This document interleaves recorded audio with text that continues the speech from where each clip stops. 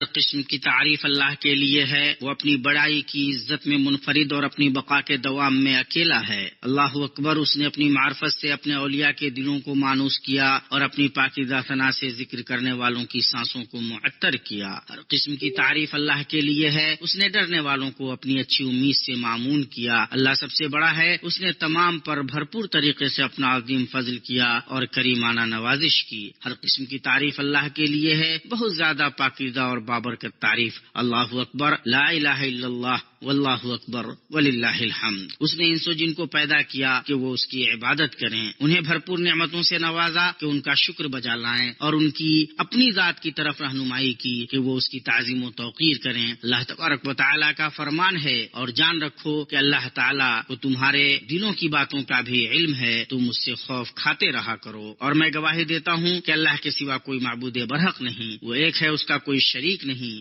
ذرے اور کہکشاں اس کی تسبیح بیان کرتے ہیں. اس کی عظمت و جلال کی گواہی زمین اور آسمان دیتے ہیں اور تمام مخلوقات اس کے آگے جھکتی ہیں. اور میں گواہی دیتا ہوں کہ ہمارے سردار اور نبی محمد اللہ کے بندہ اور اس کے رسول ہیں. اللہ نے آپ کی نبوت سے ہمیں عزت بخشی. آپ کی بعثت سے ہم پر احسان کیا. آپ کی نبوت سے سلسلہ نبوت کو ختم کیا. درود و سلام اور برکتیں نازل ہوں آپ پر, آپ کی بابرکت و روشن آل و اصحاب پر, خیش و اقارب پر, اور جنہوں نے اچھے طریقے سے ان کی پیروی کی, ان کے راستے اور سنت پر چلے ان پر, اور بے حد و انتہا بہت زیادہ سلامتی ہو. اللہ اکبر. اللہ اکبر. لا الہ الا اللہ واللہ اکبر. اللہ اکبر وللہ الحمد. اللہ اکبر کبیرہ والحمد للہ کثیرہ وسبحان اللہ بکرۃ واصیلا. اما بعد, اے لوگو, میں آپ کو اور خود کو اللہ کے تقوی کی وصیت کرتا ہوں. اللہ آپ پر رحم کرے. اللہ کا تقوی اختیار کیجیے. آپ نے کتنی عمریں گزاری, کتنے احباب نے آپ کو داغ مفارقت دی, کتنے حادثات آپ جیے, کتنے مواقع اور موسم آپ نے پائے. محنتیں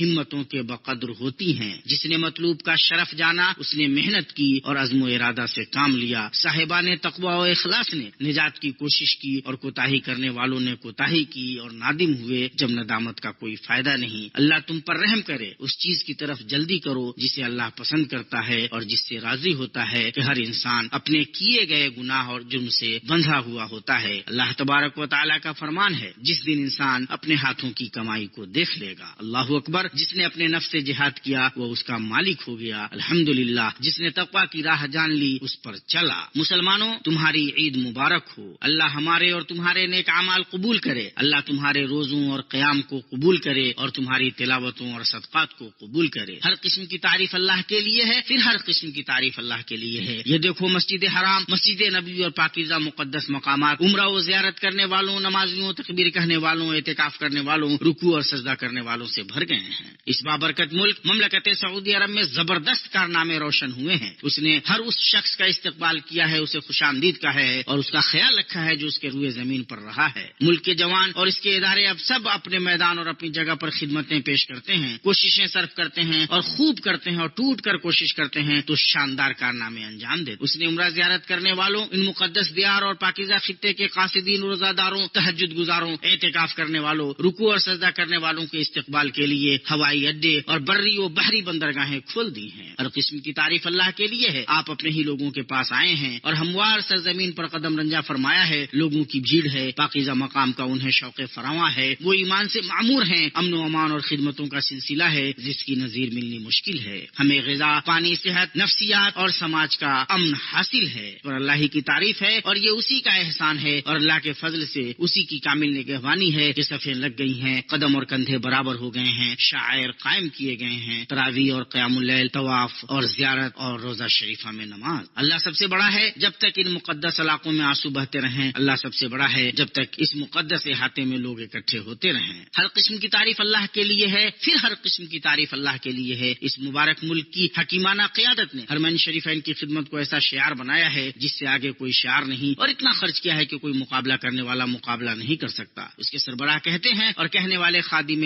حرمین شریفین شاہ سلمان بن عبدالعزیز اللہ ان کی شان کو مدام کرے، وہ کہتے ہیں یہ اللہ کا فضل اور اس کی توفیق ہے کہ اس نے مملکت سعودی عرب کو بقیہ ملکوں کے بالمقابل ایک ایسے شرف سے مشرف کیا ہے جس میں اس کا کوئی مقابلہ نہیں کر سکتا، اور وہ شرف ہے حرمین شریفین کی خدمت اور اللہ کے مہمان حجاج و معتمرین کی راحت کے لیے رت جگہ کرنا۔ آپ حفظ اللہ پھر فرماتے ہیں اور اس پر ہم خوب فخر کرتے ہیں، اس مقدس ذمہ داری کو سمجھتے ہوئے اور اس معزز ذمہ داری کو ادا کرتے ہوئے ہم ہر کوشش، فکر اور مال کو خرچ کرتے ہیں، اور بنیاد گزار شاہ عبدالعزیز عبد الرحمن آل سعود طیب اللہ ثراہ کے ہاتھوں ملک کی تاسیس سے لے کر شاہ رحمہ اللہ کے فرزندوں کے زمانوں سے گزرتے ہوئے اب تک ہم اس پر رات و دن چل رہے ہیں۔ آپ کا اقبال اللہ بلند فرمائے۔ آپ نے پھر فرمایا ہم اس مہم کو برقرار رکھنے پر فخر کرتے ہیں اور اپنے لیے شرف سمجھتے ہیں، اور ہم اس پر انشاءاللہ سدا گامزن رہیں گے۔ اور آپ حفظ اللہ نے فرمایا اور اللہ کی ان نعمتوں سے جنہیں شمار نہیں کیا جا سکتا، یہ نعمت بھی ہے کہ اللہ نے اس سال لاکھوں کروڑوں لوگوں کو رمضان میں عمرہ میسر کیا۔ ہم دعا کرتے ہیں کہ اللہ ہماری اور ان کی نیکیاں قبول کرے، اور ایسا سب سے پہلے اللہ کے فضل و کرم سے، پھر ان پہ ہم کوششوں سے ہو پایا جو اللہ کے مہمانوں کی خدمت کے لیے حکومتی ادارے انجام دیتے ہیں کہ اپنی عبادتیں، قیام، اعمال عمرہ وہ ادا کر سکیں، اس پر اللہ ہی کی تعریف ہے اور پھر اللہ تبارک و تعالیٰ ہی تعریف ہے۔ آپ کی عید مبارک ہو، اللہ ہماری اور آپ کی نیکیاں قبول کرے۔ ہم خود کو مبارکباد دیتے ہیں، اپنی قیادت کو مبارکباد دیتے ہیں اور آپ کو مبارکباد دیتے ہیں۔ اللہ نے ہمیں ان نعمتوں سے نوازا ہے، ان نعمتوں کی قدر کریں اور شکر بجا لائیں۔ اللہ سب سے بڑا ہے، جب تک ایک مسلمان اس گھر کی طرف رخ کرے اور متوجہ ہو، اللہ سب سے بڑا ہے جب تک کوئی عمرہ کرنے والا اس کا قصد و ارادہ کرے۔ آپ کی عید مبارک، اس کے اندر اللہ کے حکم و فضل سے دو خوشیاں ہیں، افطار کی خوشی اور رب سے ملنے کی خوشی، اور روزہ افطار شعار اور مشاعر اسلامی کی وحدت کی اس عظیم مظہر کی خوشی۔ اس کے ساتھ اللہ کی رضا جوئی کے حصول کی عظیم کامیابی کی امید بھی ہے، تاکہ اللہ تعالیٰ ملت کی شان کو بلند کرے، اس کے ملکوں کو معزز کرے، حق و ہدایت پر اس کے کلمہ تحت کرے، اس کی اقامت گاہوں میں بھلائی اور کریمانہ زندگی کو عام کرے، اور اسے سازش رچنے والوں کی سازش اور ظالموں کے ظلم سے محفوظ رکھے۔ اے ہمارے رب، تیری ذات پاک ہے، تیری پناہ میں آنے والا قوی ہے، تیری ثنا عظیم ہے اور تیرے نام مقدس ہیں۔ اے اللہ، مبارک سرزمین فلسطین، مسجد اقصی اور مسجد اقصی کے گوشوں میں ہمارے بھائیوں اور اہل خانہ کی مدد کر۔ اے اللہ، تو ان کا حامی و ناصر اور معین و مددگار ہو جا۔ اے اللہ، مسجد اقصی کو قبضہ کرنے والوں کی گندگیوں سے پاک کر۔ اے اللہ، اسے بلندی، عزت، قوت اور شوکت میں رکھ۔ اے اللہ، اسے ظالموں کی سرکشی سے محفوظ رکھ جنہوں نے مقدسات پر دست درازی کی اور حرمتوں کو پامال کیا، مسجد اور مبارک سرزمین کو ناپاک کیا۔ اے اللہ، ان کے شر کو دور کر، ان کی اذیت کو روک، ان کی سازش کو ناکام کر۔ اے اللہ، ہم تجھے ان کے مقابلے میں رکھتے ہیں اور ان کے شر سے تیری پناہ لیتے ہیں۔ اللہ سب سے بڑا ہے، ہم نعمتوں پر اس کی حمد بیان کرتے ہیں۔ اللہ سب سے بڑا ہے، دشمنوں پر ہم اس سے مدد طلب کرتے ہیں۔ مسلمانوں، فطرت کا لحاظ اور انسان کی فطرت کا خیال اسلام کی ایسی خصوصیت ہے جو واضح ہے، اور زندگی میں تھکاوٹیں اور مصیبتیں، مشقتیں اور مصائب ہوتی ہیں، اس لیے نفسوں کو ایسے احوال کی ضرورت ہوتی ہے جو ان سے اس تھکاوٹ اور مصیبت کو ہلکا کریں، یوں ان کی زندگی پر درد و غم اور حزن و ملال ہی نہ حاوی ہو جائے۔ اسلام یہ پسند کرتا ہے کہ مسلمان مانوس حشاش بشاش، شاداں و فرحاں، اخلاق مند، کریمانہ خصلت، قابل تعریف عمل اور اچھی معاشرت والا ہو۔ اس میں سنجیدگی اور مزاح، دل لگی کی روح اور منطق کی مٹھاس اور حکمت کی عمدگی سب بیک وقت پائی جاتی ہو۔ وہ سنجیدگی اور مزاح کے وقتوں کو منضبط کرنے والا اور افراط و تفریط سے بچنے والا ہو۔ یہیں سے یہ بات سمجھ میں آتی ہے کہ اسلام انسانی فطرت اور فرحت و مسرت کی اس ضرورت اور ہر اس چیز کے خلاف نہیں ہے جو زندگی کو شاداں و پاکیزہ، پر امید بنائے اور اسے غمگین نہ بنائے اور بدشگونی پر نہ ابھارے، اور طور خاص تقریبات کے وقت جیسے تہوار، شادیاں، سیر و تفریح اور چھٹیوں کے اوقات۔ اللہ سب سے بڑا ہے، چہرے حی قیوم اللہ کے لیے جھک گئے اور وہ ناکام ہوا جس نے ظلم کیا۔ ہر قسم کی تعریف اللہ کے لیے ہے، وہ غلبہ، قوت اور بادشاہی میں جلال و بقا کے ساتھ منفرد ہے۔ مسلمانوں، لوگوں کے دلوں میں خوشی داخل کرنا، انہیں خوش کرنا، ان کے چہروں پر مسکراہٹ لانا اور ان کے دلوں کی طرف مسرت کو کھینچ لانا ایک ایسی چیز ہے جسے پاک صاحبانے صاف دل اور محبت کرنے والے پاکیزہ نفوس ہی پاتے ہیں۔ دلوں میں خوشیاں داخل کرنا اس عظیم دین کے بلند اقدار میں سے ہے، اور حدیث میں ہے فرائض کے بعد اللہ کے نزدیک سب سے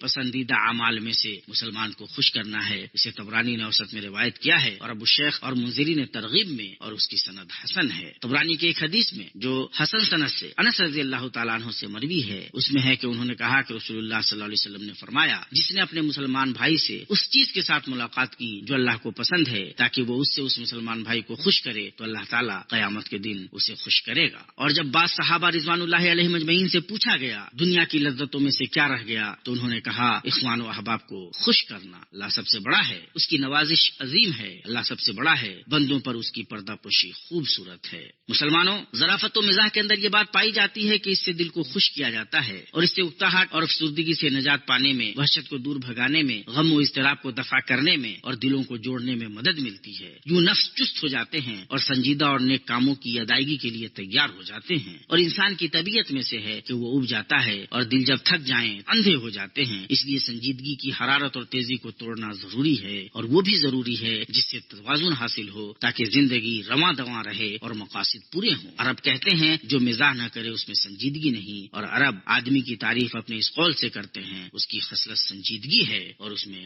ظرافت پائی جاتی ہے۔ ابن قتیبہ کہتے ہیں نیکوکار اور صالح لوگ مسکراہٹ، خندہ روئی اور استہزاء و مذمت سے دور مزاحیہ بات میں رسول اللہ صلی اللہ علیہ وسلم کے اخلاق کو اپناتے رہے ہیں۔ علی رضی اللہ عنہ اپنی ظرافت کے لیے مشہور ہیں۔ آپ فرماتے ہیں دلوں کو تسکین بخشو، ان کے لیے انوکھی حکمتیں تلاش کرو، اس لیے کہ وہ بھی اسی طرح اکتا جاتے ہیں جیسے بدن تھک جاتا ہے۔ ماوردی رحمہ اللہ فرماتے ہیں عقل مند اپنے مزاح سے ارادہ کرتا ہے کہ ہم نشینوں کو مانوس کرے، جن سے مل جل رہا ہے ان سے دوستی کرے، اور جو اکتاہٹ پیدا ہو گئی ہے اور غم لاحق ہو گیا ہے اسے ختم کرے۔ اور کہا گیا ہے جس کے سینے میں درد ہو اس کا پھونکنا ضروری ہے۔ اللہ سب سے بڑا ہے، اپنے احسان و نوازش سے اپنے بندوں سے دوستی کی، اسی کے لیے حمد ہے اور اسی کا شکر ہے، اسی کی نعمت و فضل ہے اور اسی کے لیے اچھی ثنا ہے۔ مسلمانوں، جس طرح اللہ نے پاک اور پاکیزہ چیزوں، زینت اور خوبصورتی اپنانے کو حلال کیا ہے، اسی طرح اس نے مزاح، ظرافت اور تفریح کو حلال کیا ہے۔ مزاح و ظرافت کی حقیقت یہ ہے کہ یہ بغیر کسی اذیت کے لطف و شفقت کے طور پر بے تکلفی سے عبارت ہے۔ مزاح سے نفس اچھا ہوتا ہے،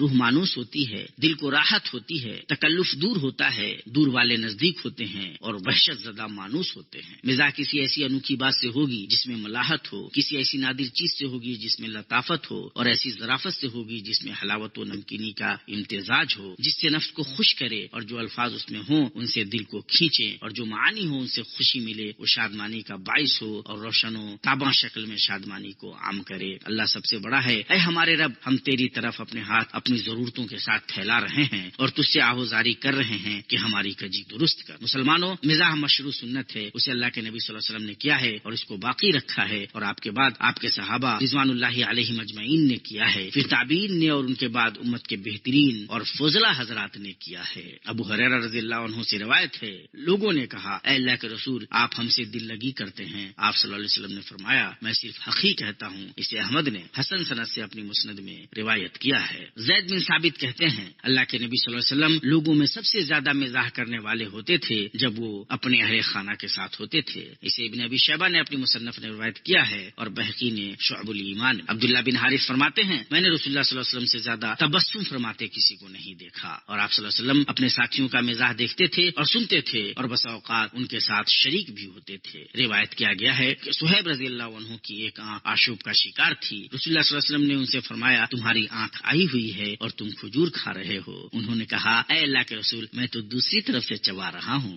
ماوردی رحمہ اللہ نے اس روایت پر اس طرح تبصرہ کیا ہے، صہیب رضی اللہ عنہ نے اپنے جواب میں مزاح کو اس لیے درست سمجھا کہ نبی صلی اللہ علیہ وسلم کی بات میں بھی مزاح شامل تھا، اس لیے انہوں نے جواب آپ صلی اللہ علیہ وسلم کی باتوں کے مطابق دیا تاکہ غرض بھی پوری ہو اور آپ صلی اللہ علیہ وسلم کے دل سے نزدیک بھی ہوں۔ اپنے اہل خانہ کے ساتھ آپ صلی اللہ علیہ وسلم کے مزاح کے طریقے میں سے یہ ہے کہ عائشہ رضی اللہ عنہا نبی صلی اللہ علیہ وسلم کے پاس خزیرہ لے کر آئیں جسے انہوں نے پکایا تھا۔ خزیرہ کہتے ہیں ایسے گوشت کو جس کی چھوٹی چھوٹی بوٹیاں بنائی گئی ہوں اور اس میں بہت زیادہ پانی انڈیلا گیا ہو، اور جب وہ پک جائے تو اس میں آٹا ڈال دیا جائے۔ عائشہ رضی اللہ عنہا فرماتی ہیں میں نے سودا سے کہا اور نبی صلی اللہ علیہ وسلم میرے اور اس کے بیچ تھے، کھاؤ۔ اس نے کھانے سے منع کر دیا۔ میں نے کہا تمہیں کھانا ہی ہوگا ورنہ میں تمہارے چہرے پر لگا دوں گی۔ عائشہ کہتی ہیں کہ پھر میں نے خزیرہ میں اپنا ہاتھ ڈالا اور سودا کے چہرے پر لگا دیا۔ نبی صلی اللہ علیہ وسلم ہنس پڑے۔ اب نبی صلی اللہ علیہ وسلم نے سودا کا ہاتھ پکڑا اور اس سے کہا عائشہ کے چہرے پر بھی لگاؤ۔ پھر نبی صلی اللہ علیہ وسلم ہنسنے لگے۔ تبھی عمر رضی اللہ عنہ گزرے اور انہوں نے کہا اے اللہ کے بندے، اے اللہ کے بندے۔ نبی صلی اللہ علیہ وسلم کو لگا کہ عمر اندر آ سکتے ہیں تو آپ نے فرمایا تم دونوں جاؤ اپنا چہرہ دھل لو۔ عائشہ فرماتی ہیں کہ تب سے نبی صلی اللہ علیہ وسلم کے لحاظ کرنے کی وجہ سے میں بھی عمر کا لحاظ کرتی ہوں۔ اسے ابو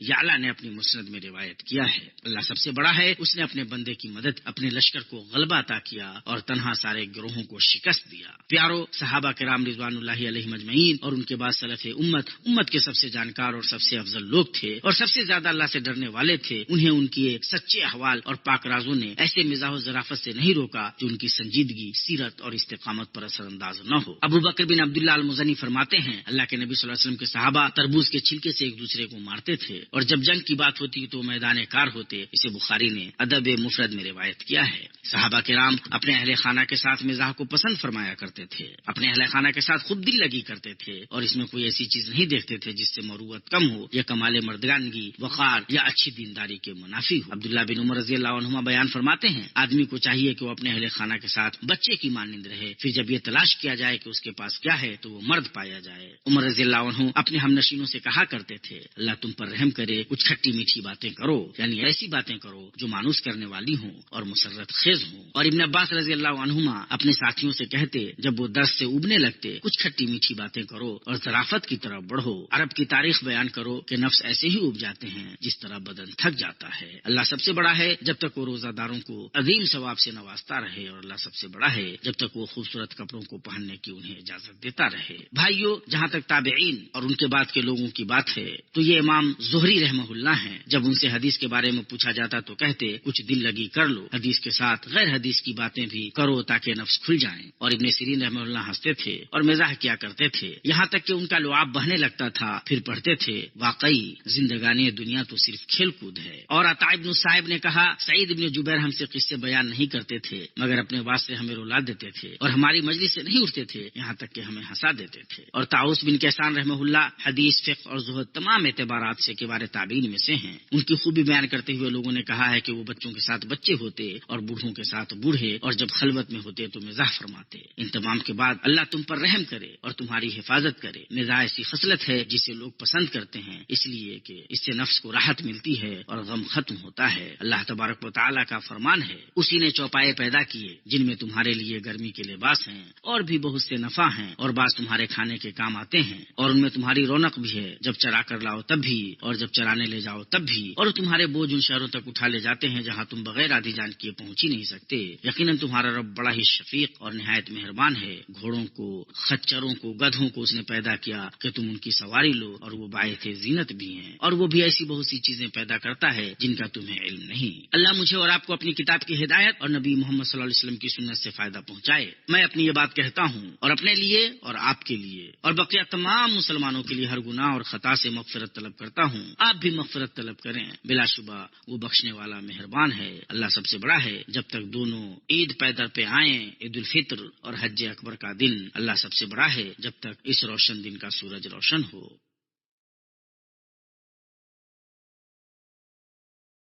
ہر قسم کی تعریف اللہ کے لیے ہے، اس کی شان بڑی ہے، اس کا ذکر بلند ہے۔ اللہ سب سے بڑا ہے، اس کا حکم نافذ ہونے والا ہے، اس کا احسان اور اس کی مہربانی دائم ہے۔ ہر قسم کی تعریف اللہ کے لیے ہے، اس کی حمد اور اس کا شکر واجب ہے۔ اور میں گواہی دیتا ہوں کہ ایک اللہ کے سوا کوئی معبود برحق نہیں، اس کا کوئی شریک نہیں۔ وہ علی و اعلیٰ ہے، اس نے ہنسایا اور رلایا، موت دی اور زندہ کیا، اور اس کے لیے اچھے نام ہیں۔ اور میں گواہی دیتا ہوں کہ ہمارے نبی اور سردار محمد اللہ کے بندہ اور اس کے رسول، ہدایت کے نبی، مخلوقات کو ڈرانے والے، پاکیزہ سیرت، اسیر کرنے والے اخلاق اور معجزات قویہ کے مالک ہیں۔ درود و سلام اور برکت نازل ہوں آپ پر، آپ کی آل پر اور آپ کے اصحاب پر جو اخلاق کے اعتبار سے لوگوں میں سب سے پاکیزہ، بردباری کے اعتبار سے سب سے وسیع اور رشتہ داری نبھانے میں سب سے قریب ہوئے، اور تابعین پر اور درست طریقے سے ان کی پیروی کرنے والوں پر اور بہت زیادہ سلامتی ہو۔ اللہ اکبر، اللہ اکبر، لا الہ الا اللہ، واللہ اکبر، اللہ اکبر، وللہ الحمد۔ اما بعد، مسلمانوں، اسلام نے اپنے عادلانہ منہج اور رحیمانہ درست راستے سے مزاح و ظرافت کی طرف نفس کے میلان کے لگام کو اس طرح منضبط کیا ہے جس سے بلند ترین مقاصد حاصل ہوتے ہیں اور ہر طرح کے اونچے نیچے مفاسد ختم ہوتے ہیں۔ یوں اس نے ایسے مزاح و ظرافت کو مشروع کیا ہے جو برائیوں اور عیبوں سے پاک ہو۔ امام نووی رحمہ اللہ فرماتے ہیں ممنوع مزاح وہ ہے جس میں افراط ہو، مزاح کرنے والا اس پر ہمیشگی برتے کیونکہ وہ دل کی سختی پیدا کرتا ہے، اللہ کے ذکر اور دین کے اہم ترین مسائل سے غافل کرتا ہے، اور زیادہ تر اس کا انجام ایذا پہنچانا ہوتا ہے، اور وہ کینہ پیدا کرتا ہے اور ہیبت و وقار کو ختم کرتا ہے۔ امام غزالی رحمہ اللہ نے جن چیزوں سے متنبع کیا ان میں سے ان کا یہ قول ہے، یہ بڑی غلطی ہے کہ مزاح کو پیشہ بنا لیا جائے کیونکہ سنجیدگی عقل مند مومن کی شان ہے، اور مزاح تو بس ایک گنجائش ہے کہ نفس اپنی ذمہ داریوں اور حقوق کو ادا کرتا رہے۔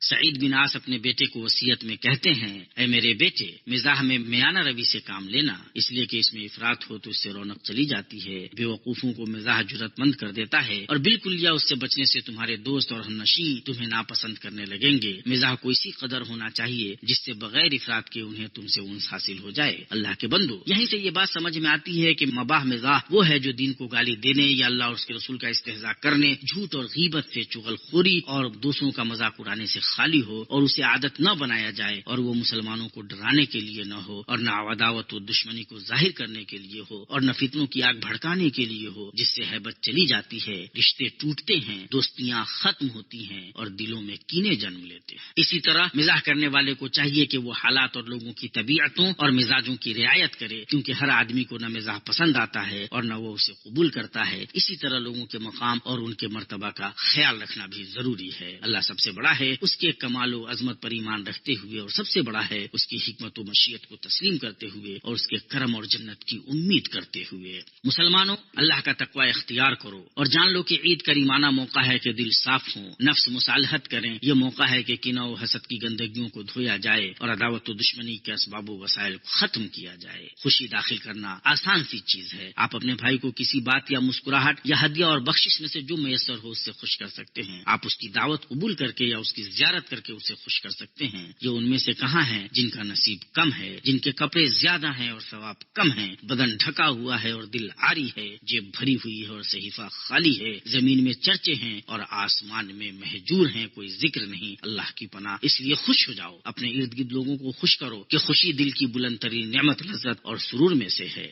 اپنے رب کی رضا جوئی، گناہوں سے رکنے اور مزید نیک اعمال میں عید کی خوشی تلاش کرو۔ عید کی خوشی، والدین کی رضا، بھائیوں سے محبت، صلہ رحمی، مسکینوں کو کھانا کھلانے، ننگے کو پہنانے، خوفزدہ کو معمون کرنے، ظلم کو رفع کرنے، یتیم کی کفالت کرنے اور مریض کی مدد کرنے میں ہے۔ اللہ تم پر رحم کرے۔ عید کی مبارکباد قبول کرو، اپنے رب کی حدوں کو لازم پکڑو، پوری زندگی حرام کاموں سے روکے رہو، اور جان لو کہ رمضان کے بعد احسان کے مظاہر میں سے یہ ہے کہ بندہ اطاعت، استقامت اور بھلائی کے بعد بھلائی کے منہج پر قائم رہے۔ اور تمہارے نبی نے تمہیں رمضان کے بعد شوال کے 6 روزے رکھنے کی دعوت دی ہے، تو جس نے یہ روزے رکھے گویا اس نے سال بھر روزہ رکھا۔ اللہ ہمارے اور تمہارے نیک اعمال کو قبول کرے، اپنے ذکر، شکر اور حسن عبادت پر ہماری مدد کرے۔ اللہ سب سے بڑا ہے، اس نے پیدا کیا۔ اللہ سب سے بڑا ہے، اس نے ہر چیز بغیر سابقہ مثال کے بنائی۔ زمین، آسمان اور ان دونوں کے بیچ کی ساری چیزیں اور جو زمین کے نیچے ہے سب اسی کی ہیں۔ اللہ سب سے بڑا ہے۔ ہمارے رب نے ہمیں کتنے فضل و بھلائی سے نوازا ہے۔ اللہ سب سے بڑا ہے، اس نے ہم پر کتنی نعمتوں اور برکتوں کی بارش کی ہیں۔ یہ باتیں رہیں اور درود بھیجو، ہدیہ کی گئی رحمت اور نوازی گئی نعمت تم اپنے نبی محمد رسول اللہ صلی اللہ علیہ وسلم پر، کہ اس کا حکم تمہیں تمہارے رب نے دیا ہے۔ اللہ تبارک و تعالیٰ کا فرمان ہے، اللہ تعالیٰ اس کے فرشتے اس نبی پر رحمت بھیجتے ہیں۔ اے ایمان والو، تم بھی ان پر درود بھیجو اور خوب سلام بھی بھیجتے رہا کرو۔ اور آج جمعہ کا دن ہے تو نبی صلی اللہ تعالیٰ علیہ وسلم پر خوب درود بھیجو۔ اے اللہ، درود و سلام اور برکتیں نازل فرما اپنے بندے رسول اور نبی محمد صلی اللہ علیہ وسلم پر، ان کی آل پر، ان کی بیویوں اور ذریت پر۔ اے اللہ، تو راضی ہو جا چاروں خلفائے راشدین سے، ابو بکر، عمر، عثمان اور علی سے، اور بقیہ تمام صحابہ سے، تابعین سے، اور جو تا قیامت درست طریقے سے ان کی پیروی کریں ان سے، اور انہی کے ساتھ اپنے عفو و کرم اور احسان سے۔ اے کرم کرنے والوں میں سب سے بڑھ کر کرم کرنے والے، ہم سے بھی راضی ہو جا۔